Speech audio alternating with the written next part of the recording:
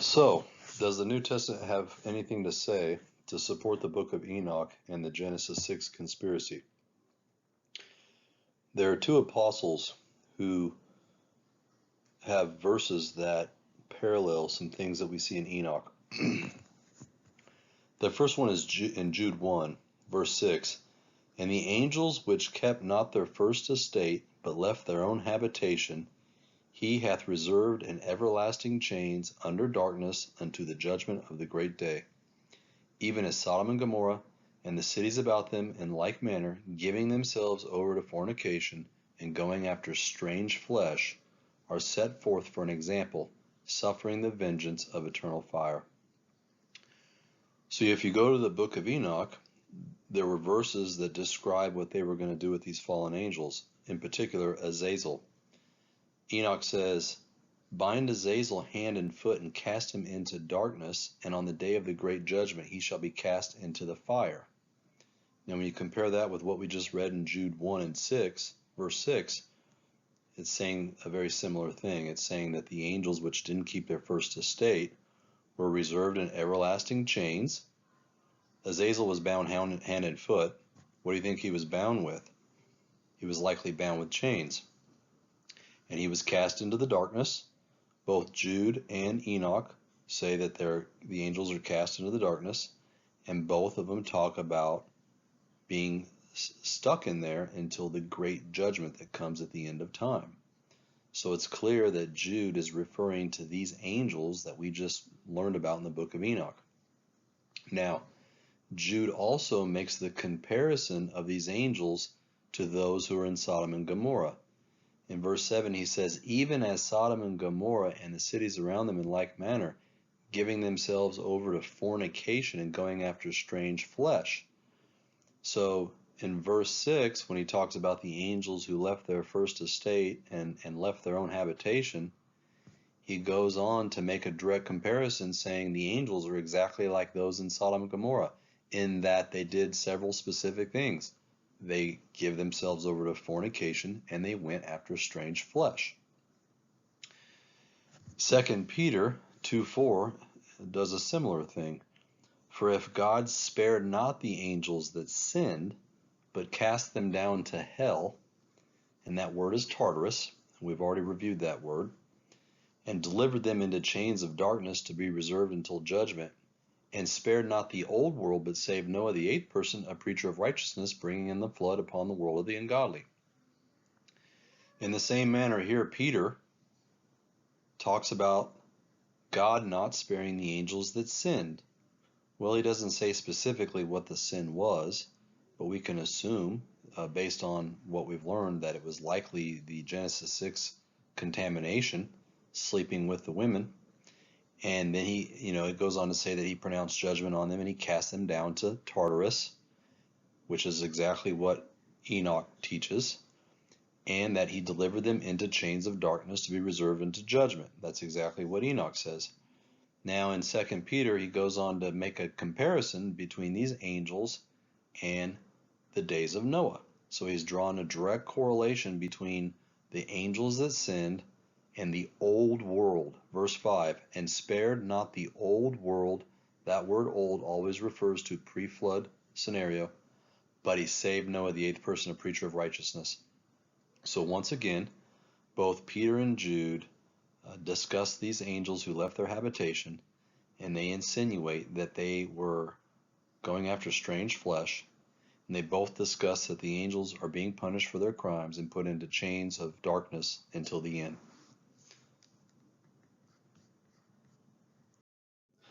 Continuing on with Enoch chapter 15 verse 1, and I heard a voice, fear not, Enoch, thou righteous man and scribe of righteousness, approach hither and hear my voice. Go to the watchers who have left the high, holy, and eternal heaven, and lain with women, and defiled themselves with the daughters of men, and begotten giants as their sons.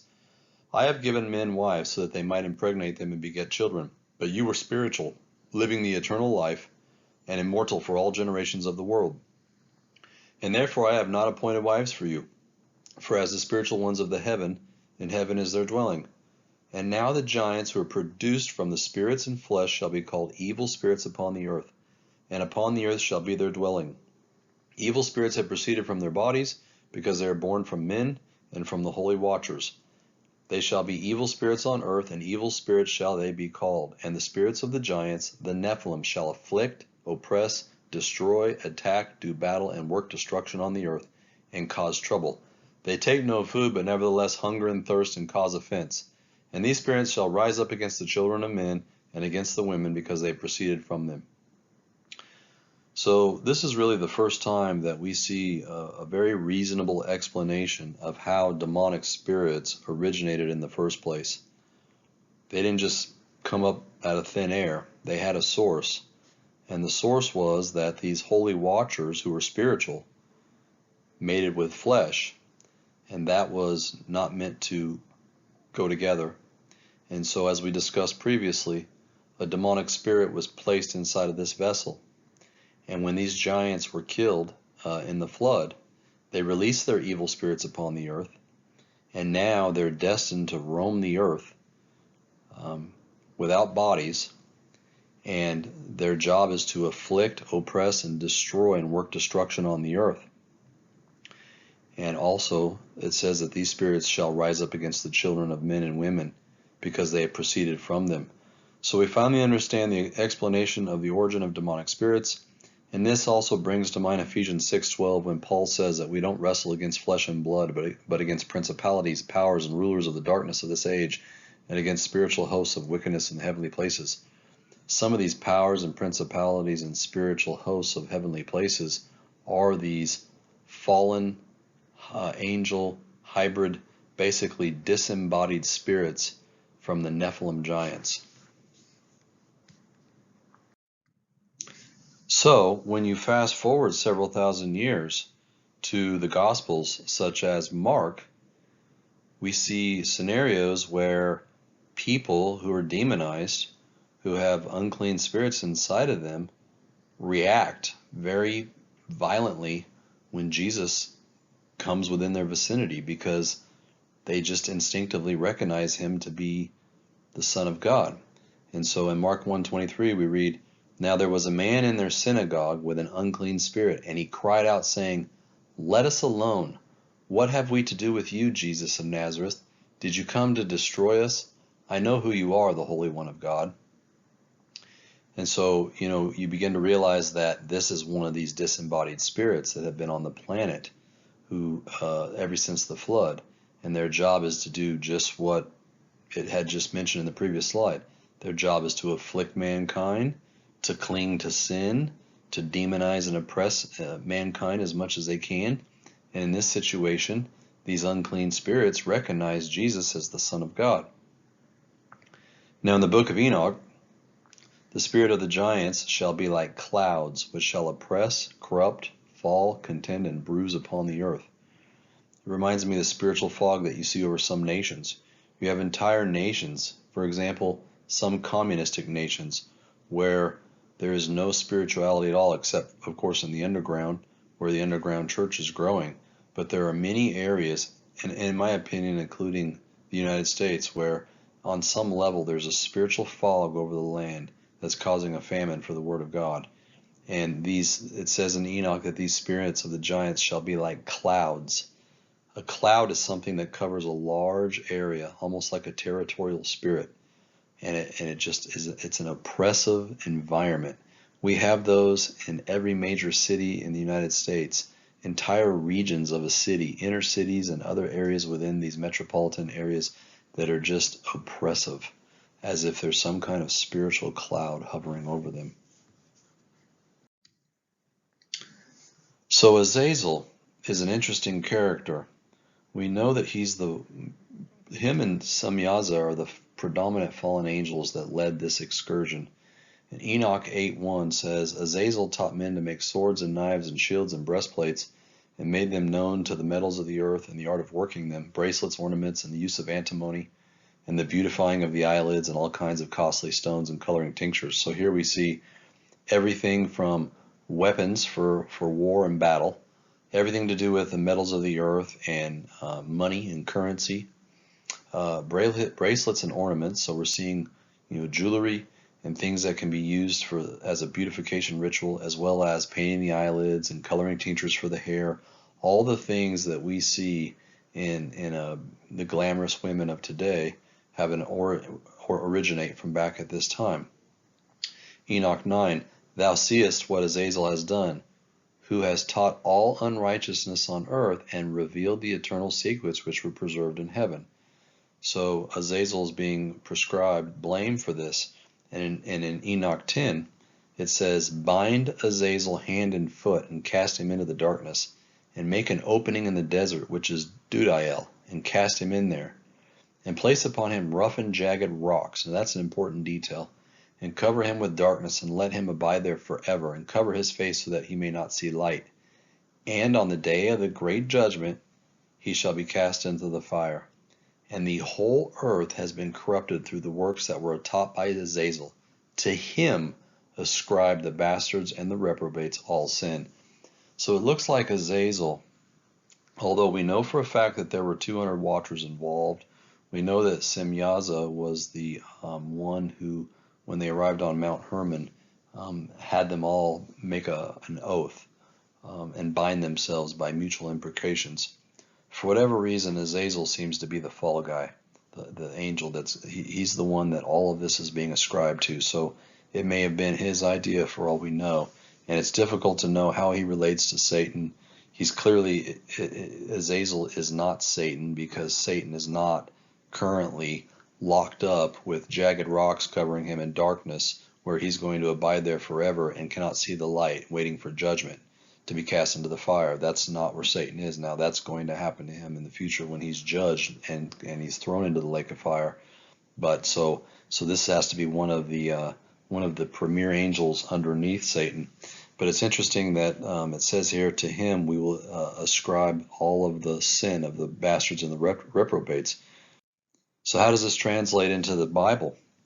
Well, it's really interesting. In the Old Testament, the scapegoat that was used during the Passover is actually Azazel. That is the name of the scapegoat. So when you look in Leviticus 16, it says, and Aaron, who is the high priest of Israel, shall cast lots upon the 2 goats, one lot for the Lord, and the other lot for the scapegoat. That word scapegoat is Strong's H5799, and it is the word Azazel. Verse 9, and Aaron shall bring the goat upon which the Lord's lot fell, and offer him for a sin offering, but the goat on which the lot fell to be the scapegoat shall be presented alive before the Lord to make an atonement with him, and to let him go for a scapegoat into the wilderness. So this is really fascinating. Back in the First Temple period, the Hebrews, the Israelites, would have the Day of Atonement, Yom Kippur, once a year, where the high priest would do the sin offering, and then he would go into the holy temple. He would go into the inner courtroom and then into the Holy of Holies, where the Ark of the Covenant was kept. And after the sacrifice was performed, he would then sprinkle the blood as an atonement onto the mercy seat that sits above the Ark of the Covenant, which houses the 10 Commandments. And this was to atone for the sins of the nation of Israel. But as we'll see throughout their tradition, the Jews, the Israelites, they were well aware of the transgression that took place in Genesis 6. So not only did the high priest have to do his own sin offering by sacrificing his own bull for his own guilt, the blood on his own hands, but then he would also do the atonement for the entire nation of Israel, and then he would also do an atonement for the fallen angels and the sins that they committed before the flood. So what's interesting is you can go back into ancient Jewish literature and actually see examples of a reenactment of casting Azazel into the desert. Remember, Enoch says, bind Azazel hand and foot and cast him into darkness, an opening in the desert, which is Dudael. Cast him in there, and throw upon him hurled and pointed stones, covering him with darkness. Well, there are areas to this day in Israel that are known as the cliffs of Mount Azazel. And these cliffs have very narrow little passageways where they would run herds of sheep and goats. And back during the Passover, they would take two goats. One would be the sin offering. The other one would be the scapegoat. Now the scapegoat would have a red ribbon tied around his neck, and then he would be driven out of the city into the cliffs of Mount Azazel, and the Levitical priests would then pursue this goat, and when they found him, they would corner him, and they would know which goat it was because he had the scarlet red line around his neck that they tied around his neck, and this represents the blood sacrifice and the atonement. And they would drive that goat to the edge and literally push it off into the ravine, and then they would pick up stones and cast them down on top of the goat and kill it and cover it with stones.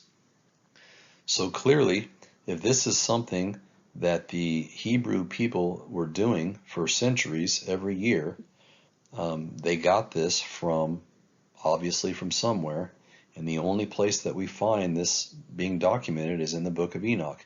And as we said, the book of Enoch was present for at least several hundred years before Christ, and for all as we know, it could have gone all the way back to Noah's day. We don't know, but we know it's an ancient manuscript. And I think the fact that you have this tradition and heritage by the Israelites gives even greater authenticity to the book of Enoch and to the story of Azazel.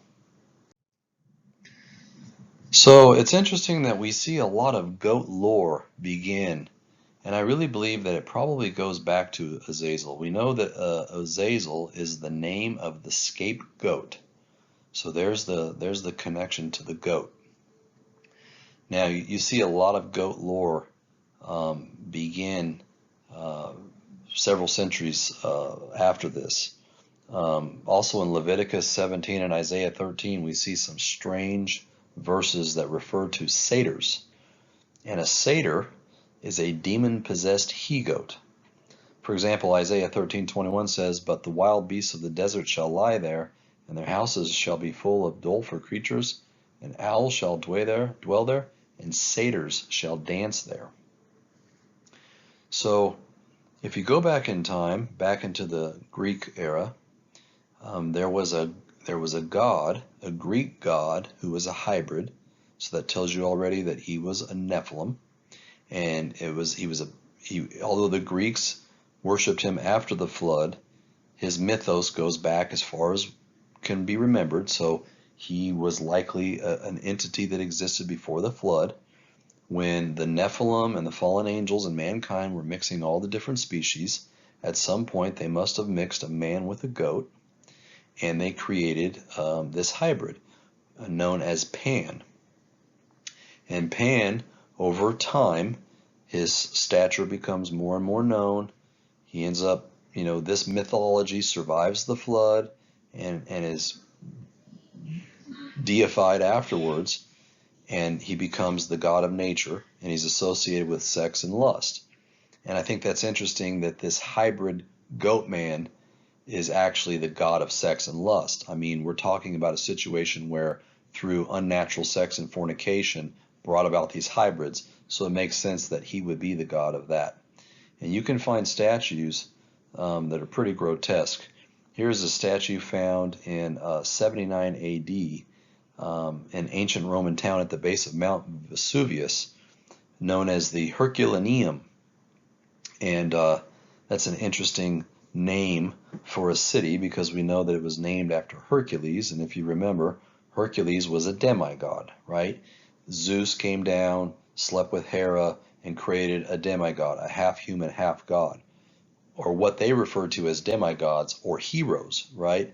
But actually we know that that's really a knockoff to the true story, which is before the flood, Genesis 6. So they called them angels. I mean, they called them gods. We know them better to be angels.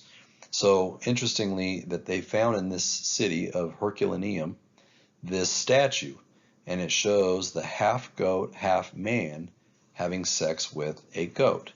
And so obviously this demonstrates the level of bestiality that existed before the flood.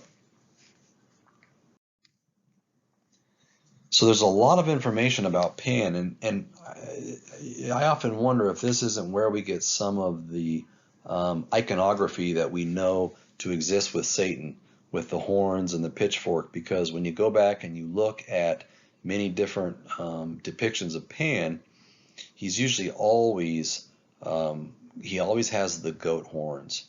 In all of these pictures here to the left, you see pictures of Pan. Now, most of the time he's playing what's called the Pan flute. And it's interesting, Pan is said to be the son of Hermes and Penelope, two gods who mated and created this hybrid Pan. There's a lot of words that originate from this god. Because he was the god of lust and sex, he was also a violent god that created fear. So this is where we get the word panic from, and pandemonium. You know, when someone says that there's pandemonium going on, you think of nothing but chaos and panic. And so this goat god invoked fear in humanity back in that time. He also used the pan flute, and it's in ancient folklore. He would use the pan flute to mesmerize young children and get them to leave their villages, where he would then molest them and kill them, and kill them as a sacrifice. And then lastly, it's interesting that today we have a new word that's come into our vocabulary recently, and it's called pansexual. And the word pan means basically, it's a word that means all inclusive, or everything, like everything goes. So to be pansexual is to be, homosexual, bisexual, asexual. It all goes. But really, when you look at the etymology of that word, pansexual roots back to the god Pan, who is the hybrid god of fornication and lust. Now, what's really interesting is today you still see some mythology. You still see some areas where this whole concept of Pan has, although it's morphed into some different things, it still exists within the human psyche. Here on the left you see an illustration of Peter Pan playing the pipes in 1911. And over here in the middle you see a picture of Pan, and when you look at him and compare him to Pan over here, you kind of see some similarities. And when you study the origin of Peter Pan, you find that he was the idea for him comes from this Greek god Pan. And you can kind of see the pointed ears, and he's got supernatural powers. He flies, and he's kind of like almost like a hobbit or something, which is kind of reminiscent of an animal. He's got the one feather, which kind of represents the analogy of the horns, and of course he's always playing the flute, and he's able to seduce children. Now, Peter Pan obviously doesn't seduce children to fornicate with them, but the point is the idea that the god Pan was able to specifically target young people and manipulate manipulate them is kind of similar to what we see with Peter Pan. Peter Pan is able to connect with young children and make them feel like they're in a magical land, and so on and so forth. So it is likely that the demonized images of the incubus and even the horns and the cloven hooves of Satan, which became common in much Christian literature and art in the Middle Ages, were extrapolated from images of the highly sexual Pan. Pan is widely worshipped by neo-pagans and Wiccans today, where he is known more generally as the horn god, a male deity of status comparable to the exalted mother goddess, who serves as an archetype of male virility and sexuality. And some people call Pan today Cernullos, and we'll get into him later, but he is the horn god of today.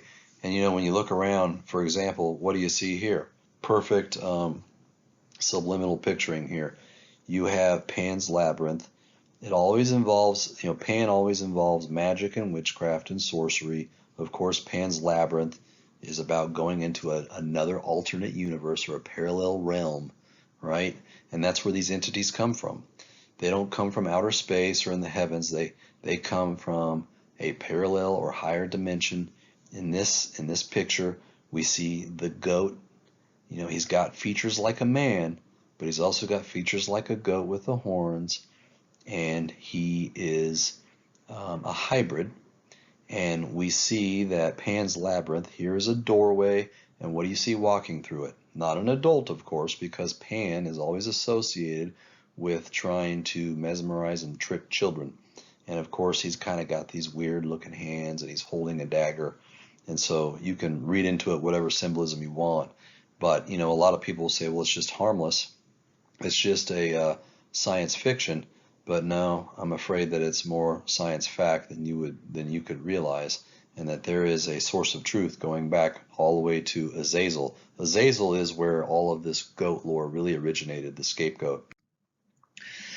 And so if you fast forward to today, it's really interesting if you look at the COS, the Official Church of Satan, which was started by Anton LaVey in the 1970s in San Francisco. It's a actual church, a nonprofit organization.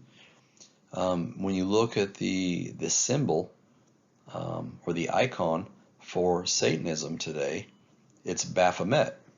And Baphomet is the transgender hermaphroditic goat.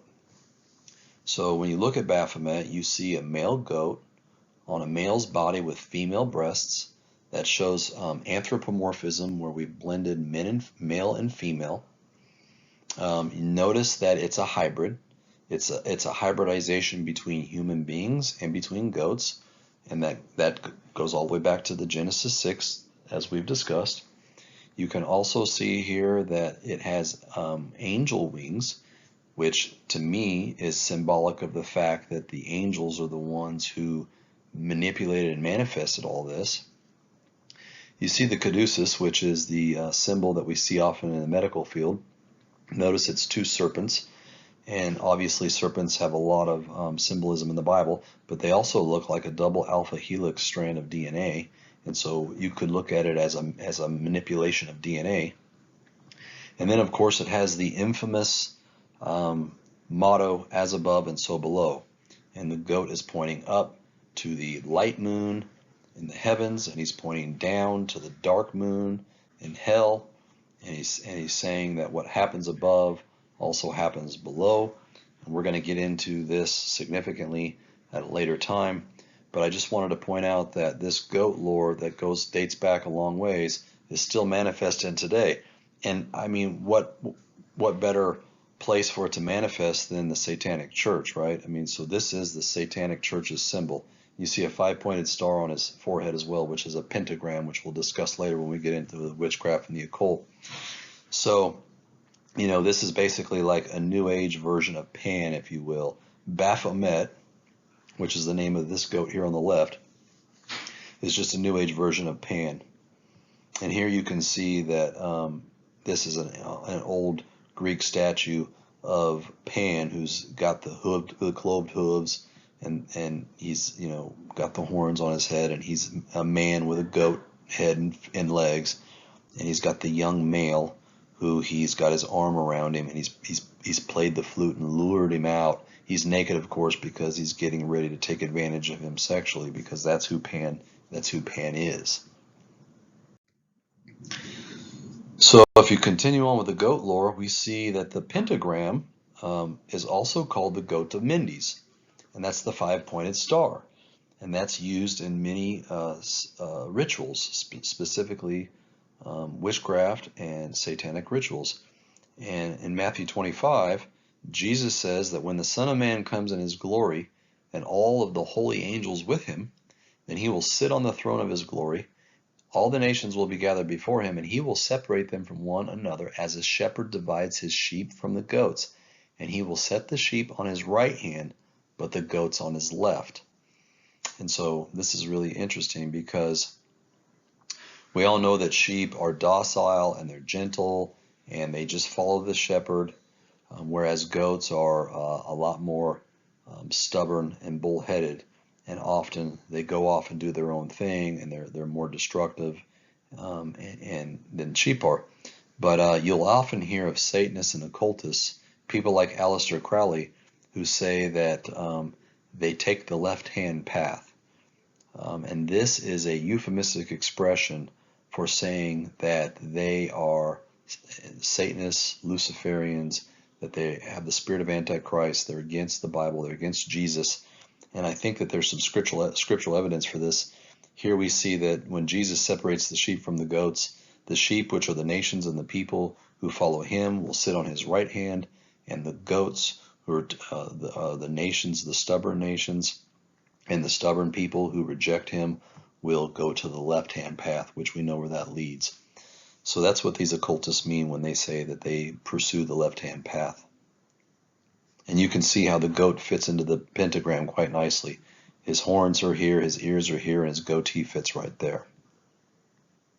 And we're going to talk a lot about symbols later. Symbols are very interesting because they have a lot more power than people think. There's a concept called theurgy, which we'll discuss later, but theurgy is essentially that the symbol is connected to, metaphysically speaking, all symbols are connected to the archetype in which they represent. So in this situation, this satanic goat, this symbol, this pentagram is connected to Satan and to the fallen angels, which actually gives this symbol power. It's not just writing on a piece of paper. When used appropriately, this opens up a doorway into the spiritual realm and allows the demonic in, because the symbol is a metaphysical link to that archetype. We'll discuss that in greater detail later. But I just thought it would be interesting, to continue with this theme of transgenderism and anthropomorphism. We see that, this is the first time where we see a symbol where we have a hybrid, but also it's a male and female hybridization. So it's not just that it's an animal and a human mixed, but it's also mixing the genders. And of course, we see in the ancient Greeks, they had something very similar. We've all heard of a hermaphrodite, which is a male-female combination. And of course, that comes from the Greek gods, Hermes, who's the male, and Aphrodite, who's the beautiful goddess of love. And, if you go back to Greek mythology, when Aphrodite and Hermes mated together, they had a son who was called Hermaphroditus. And he was a female with female breasts and male genitalia. And these gods merged themselves together to form a androgynous, hybrid god. And so it's interesting that was, 2,000-3,000 years ago, and now you can fast forward and kind of see a very similar thing today in the Church of Satan. So on this magazine here, we now see the new symbol for pansexualism, and I thought I would just include this because, once again, Miley Cyrus comes out as a pansexual, saying I'm very open about it. She says that she's bisexual, asexual, all kinds of sexuality. There is nothing off the table for her, and so she is sort of a manifestation of this spirit that we've been talking about, that's been working, that dates back to the Genesis 6 and all the way through the goat lore of the Greek god Pan. But I thought it was interesting. Ecclesiastes 1 says, "That which has been is what will be, that which is done is what will be done, and there's nothing new under the sun. Is there anything of which it may be said, see, this is new? It has already been in ancient times before us. There is no remembrance of former things, nor will there be any remembrance of things to come by those who will come after." So this is King Solomon, who is one of the wisest men in the world, if not the wisest man in the world, and he wrote this. And what he's essentially saying is, look, there is nothing new under the sun. Things repeat, but the problem is there's no remembrance of former things in ancient times. So everything that we're seeing manifest on this planet, all of the DNA manipulation, all of the hybridization that's taking place and getting ready to take place, all of the identity crisis that people have with their sexual identity and even their identity as male and females, there's nothing new under the sun. This is just a repeat of things that happened before the flood, and as a matter of fact, it's a repeat of things that happened after the flood in the Greek and Roman societies. Just to finish up with more goat lore, here you see Anton LaVey, who started the Church of Satan. Notice he's wearing a Catholic priest. He is a satanic high priest. You've got the five-pointed star in the background with the satanic goat in it, the goat of Mendes, and of course skulls and candles, and the sign, the horn sign for Satan. So this is satanic symbolism. Same thing here. There's a satanic church. They've got the five-pointed stars, in the stained glass, just like we have in our churches, and you have the Satanic Goat. Same thing here, upside down cross, five-pointed star pointing down, and then even here, Anton LaVey is doing was doing a ritual in the 70s, and it was documented, and he's dressed up in his satanic regalia, and they're doing obviously a ritual. Looks like it's something straight out of the movies, and of course, what do you see here? You see hybrids. They just can't help themselves. I don't know if Anton LaVey knew about the hybridization in Genesis 6, but the spirit that's working in him is the same spirit that worked out the whole Genesis 6 conspiracy, so they're just attracted to it. Here you have half-naked women who are basically representations of Baphomet, who have a hand up and a hand down, and they've got the goat head on a female body. And so we see this goat manifestation has been going on for a long time. And just to finish up with Anton LaVey, he's the one who wrote the Satanic Bible, which is a demonically charged book. And here you see pictures of him with many Hollywood elites. We have Sammy Davis Jr. in the middle, who was part of the Church of Satan, and of course his longtime mistress, Janie Mansfield, who was also part of the Church of Satan. In fact, she was awarded the title of High Priestess of San Francisco in 1966.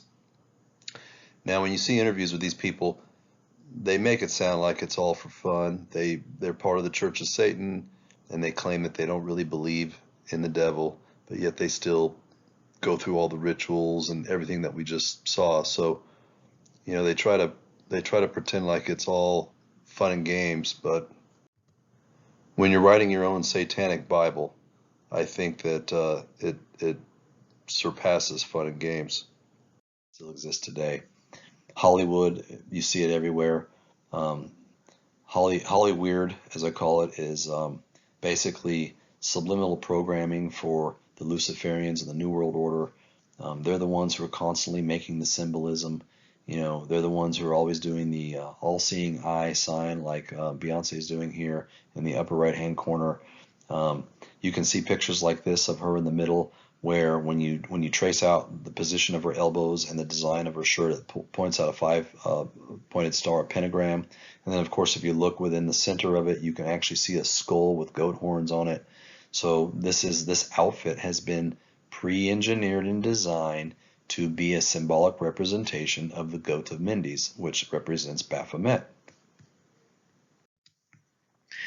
And of course, you'll see tons of goat symbolism and horn symbolism with Lady Gaga. Not just once in a while either. She consistently wears things that have a spiritual connotation. She wears things that look like Satan, which we know, comes from Azazel, and the horns from the goat. Here in the middle, she's got angel wings and is demonstrating herself as sort of like a fallen demonic angel with horns. And of course, on the far right, she's covering one of her eyes, which is the classic Illuminati all-seeing eye that we see on the dollar, which we'll get into the symbolism of that later. But also notice that the cross on her chest is an upside-down cross. So this is the spirit of Antichrist working within her.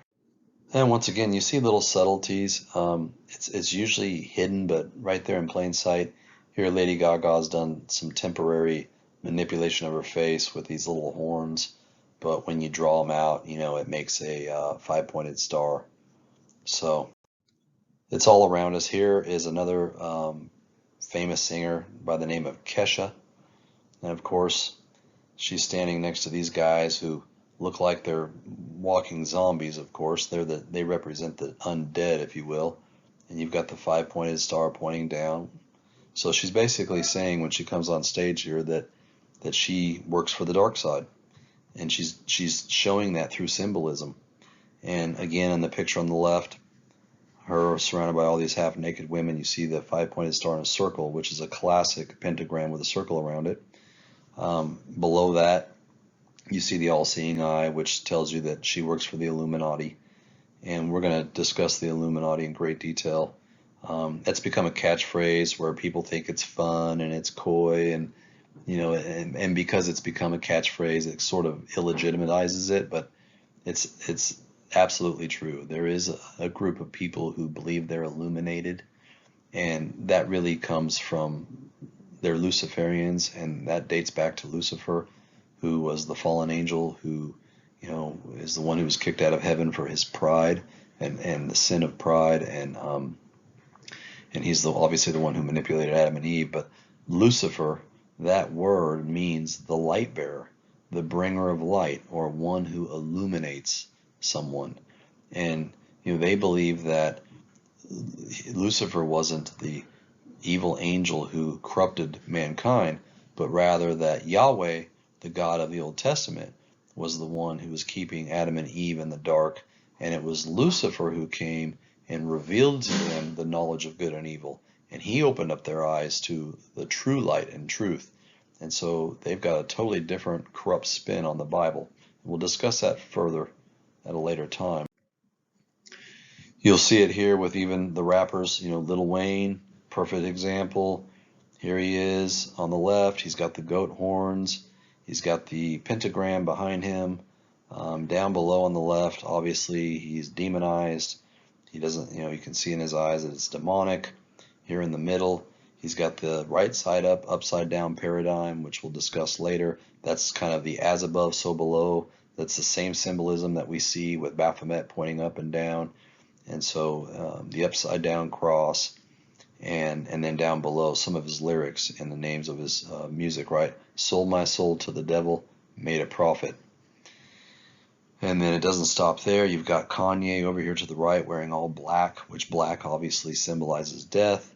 And then right below that you have the 5-pointed star, and it's pointing down towards a skull of a goat head with horns. So, who wears pants like that? Who wears pants that have a 5-pointed star with a goat heads on them? You don't just find those hanging up in JCPenney's. I mean, you have to specifically seek those out, and the person who made those for a reason.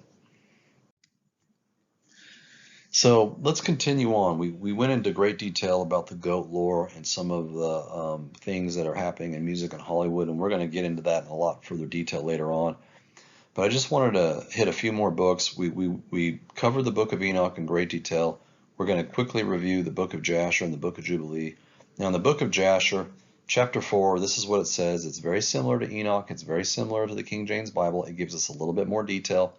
And the rulers went to the daughters of men and took their wives by force. This is the first time that we see that the wives were taken by force from their husbands, according to their choice. And the sons of men in those days took from the cattle of the earth, the beasts of the field, and the fowls of the air, and they taught the mixture of animals of one species with the other, in order wherewith to provoke the Lord. And God saw the whole earth, and it was corrupt, for all flesh had corrupted its way upon earth, all men and all animals. So this really does a very good job of revealing that even the animals were corrupted. Now, the book of Jasher is not considered canon. It's not part of the King James Bible. However, the book of Jasher is mentioned in the Bible. So I think that lends some credibility to the book. We see it in both 2 Samuel, when it says David took up his lament concerning Saul and his son Jonathan, and he ordered that the people of Judah be taught his lament of the bow. It is written in the book of Jasher. And then also again in Joshua 10, when Joshua does battle with a bunch of nephilim and kills them, and the sun stops in the middle of the sky and delays all day long. That whole account, it says in the King James Bible, is written in the book of Jasher. So I find that the book of Jasher, this lends some authenticity and credibility to the book of Jasher. And the book of Jasher, here in chapter 4, doesn't say anything that contradicts what Enoch or the King James Bible say. If anything, it corroborates that, and it gives us a little bit more information to give us a deeper look. Now, the book of Jubilee is another book that was found in the Dead Sea Scrolls. It's another book that was dated by the paleographic authors to be several hundred years before Jesus. And so some people refer to it as the Little Genesis because the entire book has great details about the whole Genesis account. And this is what it says in chapter 5. And it came to pass when the children of men began to multiply on the face of the earth and daughters were born to them, that the angels of God, that's almost an identical sentence from the King James, saw them on a certain year of this Jubilee, that they were beautiful to look upon, and they took themselves wives of all whom they chose, and they bare unto them sons who were giants. That basically is almost a verbatim of the King James Bible minus one detail. Here we see that it was on a certain year of Jubilee, which we know happens every 50 years. So that's very interesting that we learn that extra detail here. And lawlessness increased on the earth, and all flesh corrupted its way, alike men and cattle, and beasts and birds, and everything that walketh on the earth, all of them corrupted their ways and their orders, and they began to devour each other. And lawlessness increased on the earth, and every imagination of the thoughts of all men was thus evil continually. So you see here in these middle verses that it tells us men, cattle, beasts, birds, and everything that walketh on the planet, they all corrupted their ways and their orders. And by orders we mean species, phylum, orders, that there was hybridization going on. And then also Jubilees corroborates the fact that they turned on each other and began to devour each other. And so this is where the blood drinking and the cannibalism comes in. And then Jubilees finishes with almost an identical sentence from Genesis 6, King James, where it says, lawlessness increased on the earth, and and every imagination of the thoughts was only evil continually. Now, was it only the humans and the animals that were contaminated? What about the plants? There's not a lot of literature that talks about this specifically, but there is one account in the King James Bible that's very interesting, and it's when the two spies are charged with going into the land of Canaan to spy it out and see what's going on in the land. And this is Joshua and Caleb, and we pick it up in Numbers 13. Then they came to the valley of Eshcol, and there they cut down a branch with one cluster of grapes, and they carried it between two of them on a pole. They also brought some of the pomegranates and figs. And so this is one of the pictures on the internet that was drawn to represent this situation. Now, the King James Bible, it goes out of its way to make sure that we understand that they cut down a branch with one cluster of grapes. Notice the verbiage there. In other words, the writer wants to make sure when we see that it says that it was carried between two men on a pole, the average person is going to say, oh, must have been like a whole tree or a whole bunch of branches, something that was so heavy that the men had to carry it on a pole. But notice what it says. They cut down a branch with one cluster of grapes. Not multiple clusters, not a whole tree, a cluster. That's something me and you would go and pick off of a tree branch. And according to the Guinness Book World Record, the largest cluster of grapes today was picked by a man in Chile, and it was 21 pounds. So, when you put that into comparison, any person can easily carry 21-pound cluster of grapes. But to have two grown Israelite men have to put one cluster of grapes on a pole and hike and carry it out tells you that these grapes were probably more like the size of coconuts or watermelons. So now if you continue in that same chapter of Numbers, this is what we see. And then they told him and said, we went to the land where you sent us, and it truly flows with milk and honey, and this is its fruit. Nevertheless, the people who dwell in the land are strong. The cities are fortified and very large. Moreover, we saw the descendants of Enoch. The Amalekites dwell in the land of the south. The Hittites, the Jebusites, the Amorites, they dwell in the mountains, and the Canaanites dwell by the sea. And there we saw the giants, the sons of Enoch, and we were like grasshoppers in our sight, and so were we in their sight. So in this very same chapter where they're talking about these huge grape clusters, they go on to describe all of these giants. They talk about how strong they are. The people who dwell there are strong. Their cities are fortified and large. Cities like Jericho, which have the huge towers of Jericho to carry these huge giants. And moreover, we see the descendants of Enoch. Now, Enoch is one of the famous giants in the Old Testament, which we'll discuss more at a later time. But as they say, we were like grasshoppers in their sight. And I don't think that they're using this as like an analogy or a metaphor. They literally were like grasshoppers. These giants were big enough to just step on them if they wanted. And so this is very interesting. So what I believe must have happened is, first of all, these giants obviously consume a lot of food. And so they need a lot of food to live off of. And we know when we read the book of Enoch that they were learning how to, it says specifically the mixture of plants and roots and things like that.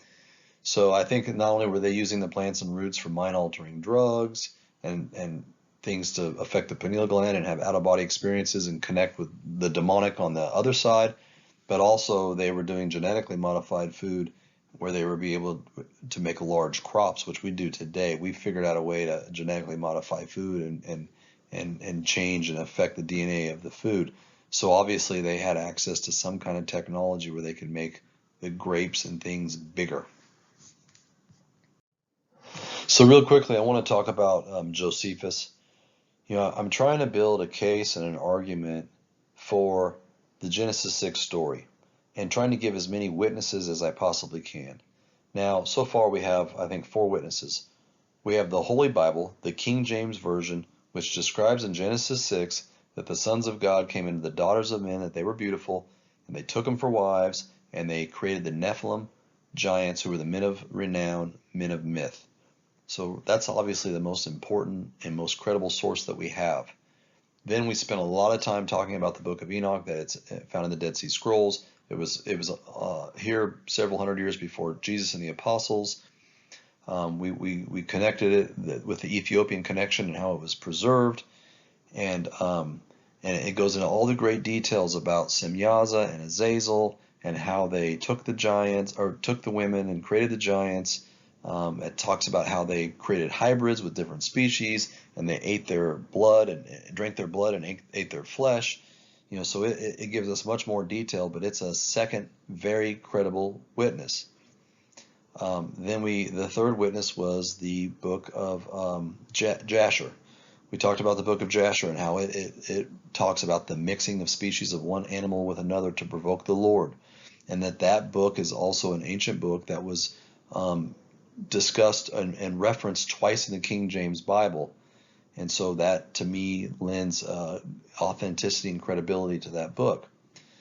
The fourth book was the book of Jubilee, which is another ancient manuscript that was dated back before Jesus and the apostles.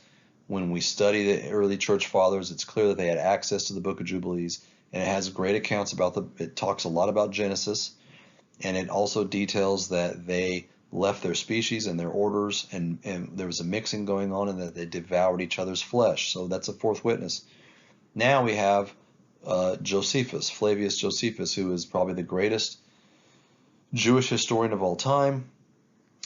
He was several centuries or millennia ago. He was shortly after Jesus during the Second Temple destruction era, which was in 70 AD, so almost 2,000 years ago.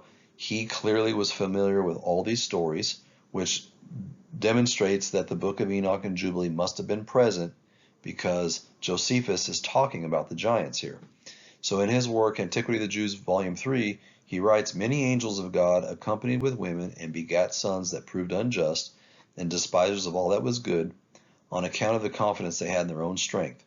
For the tradition is that these men did what resembled the acts of those whom the Grecians called giants. But Noah was very uneasy at what they did, and being displeased at their conduct, he persuaded them to change their dispositions and their acts for the better. But seeing that they would not yield to him, but were slaves to their wicked pleasures, he was afraid they would kill him together with his wife and children and those that they had married, so they departed out of the land." So here we see Josephus says right out of the gate, angels of God accompanied with women and begat sons. Boom. He also goes on to say that they had confidence in their own strength, so they were obviously strong and renowned for their strength. Tradition says, remember, these are men of myth, men of renown. Tradition holds, as the Grecians discussed, that they were called giants. So he connects them to the giants again right there. And then next he immediately discusses Noah. So we know we're talking about the same situation, Genesis 6 before the flood. Noah was uneasy with what he did. We know Noah was a preacher of righteousness. While he was building the flood over a 120-year span, he was also preaching righteousness to the wicked. Josephus also goes on in Book 5, Chapter 2, to say that they removed their camp to Hebron, and when they had taken it, they slew all the inhabitants. there were till then left the race of giants who had bodies so large and countenances so entirely different from other men that they were surprising to the sight and terrible to the hearing. The bones of these men are still shown to this very day, unlike to any credible relations of other men. So this is a great witness right here. He's talking about an account with David, who, he's talking about an account in Hebron where they had defeated a bunch of giants, and he says that their bodies were so large and their countenances were fearful.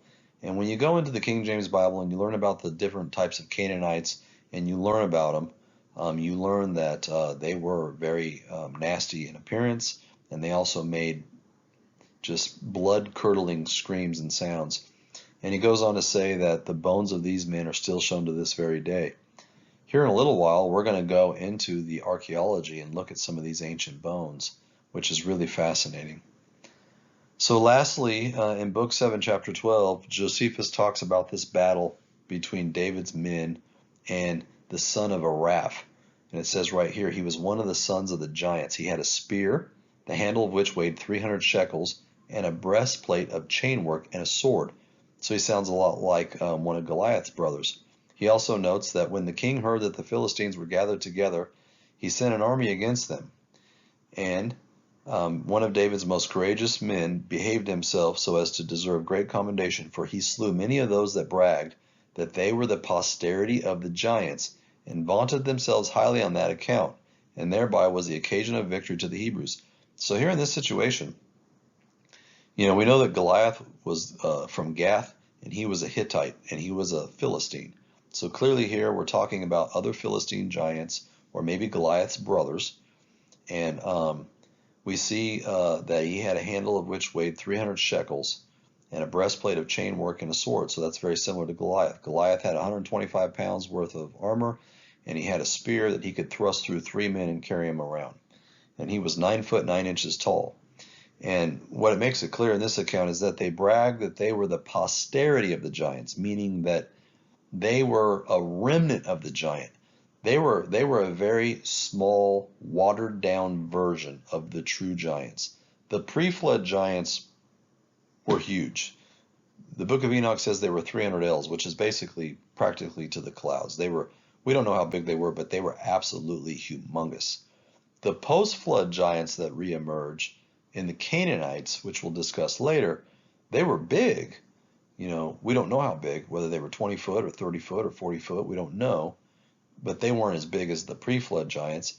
And then as time went on, the genetics got watered down, and eventually the Nephilim strain is more and more diluted until you get to the posterity or the remnant of the giants, which are your Goliaths and his brothers, King Og of Bashan, who had a 15-foot size bed made out of iron to be able to hold his body weight. Those are just watered down, small, diluted Nephilim.